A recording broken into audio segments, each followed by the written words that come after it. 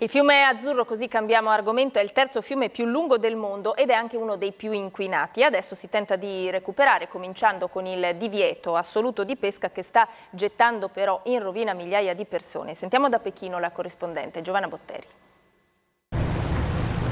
Un fiume di barche, un infinito, immenso fiume di piccole imbarcazioni da pesca, decine di migliaia. Aspettano, immobili e silenziose, di essere distrutte per sempre.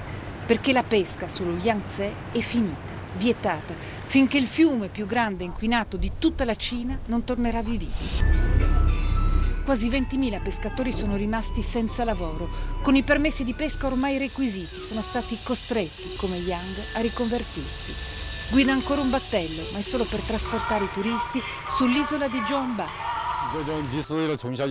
Sono cresciuto sullo Yangtze, siamo pescatori da generazioni, da sempre, non sappiamo fare altro. Sull'isola Yang, assieme al resto della famiglia, ha aperto un albergo, ma è vuoto, niente turisti, nessuno.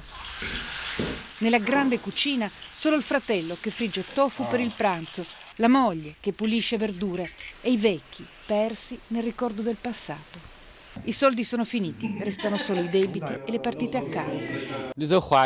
Quello che mi manca è la felicità che provavo quando andavo a pesca, ma non abbiamo scelta.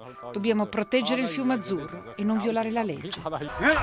Dà una mano al vecchio amico Chao, che adesso coltiva la terra, ma è stato tutta la vita un pescatore. Anche se era dura, guadagnavamo di più e la vita per tutti era migliore.